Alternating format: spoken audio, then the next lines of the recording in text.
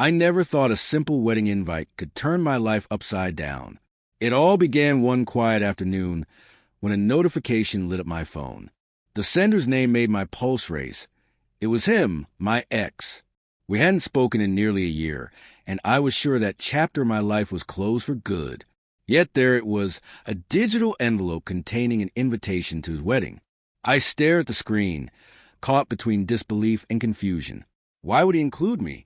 Was it a gesture of peace, or just a polite formality? For hours, I wrestled with questions that had no clear answers. At first, I was ready to dismiss it. Maybe he sent it by mistake, or maybe he just wanted to prove we could be civil from a distance. Still, something inside me whispered that this invitation wasn't random.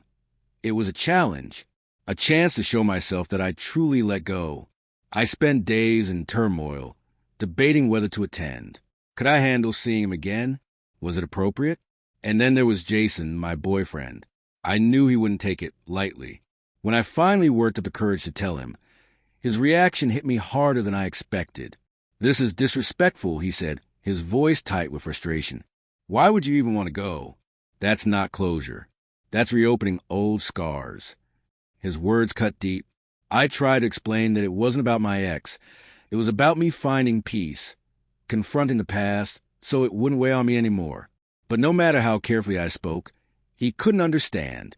To him, my decision felt like betrayal. The days that followed were thick with tension.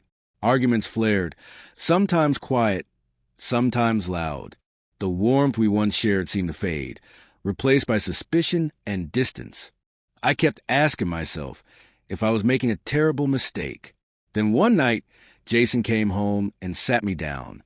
His voice was low but final. "If you're going to that wedding, maybe we don't belong together." His words shattered me. I'd begged him to see my perspective, but he shook his head. That night he left, and I was alone with nothing but the glowing invitation on my phone. When the day of the wedding arrived, I still went. I dressed carefully, my heart heavy with nerves and uncertainty. Walking into that hall was surreal. Faces I hadn't seen in years, memories pressing in from every side. Then I saw him, my ex, standing at the altar, happier than I had ever seen him. For a fleeting moment, our eyes met. It wasn't painful, it was honest. And in that instant, I realized the ceremony wasn't just his new beginning. It was my final goodbye, not only to him but to the version of myself I had once been. As I watched him promise forever to someone else, I felt both peace and regret. I couldn't stop thinking about Jason. Had I chosen wrong? Would things have been different if I declined the invitation? Afterward, I reached out to Jason, desperate to mend what was broken. But his distance spoke louder than words. He admitted that my choice had shaken his trust, and he needed time to figure things out. I couldn't blame him.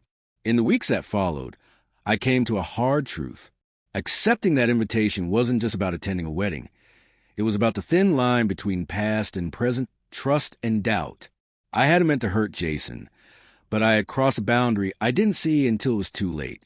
Now, as I rebuild my life, I'm learning that sometimes closure doesn't come from revisiting old chapters.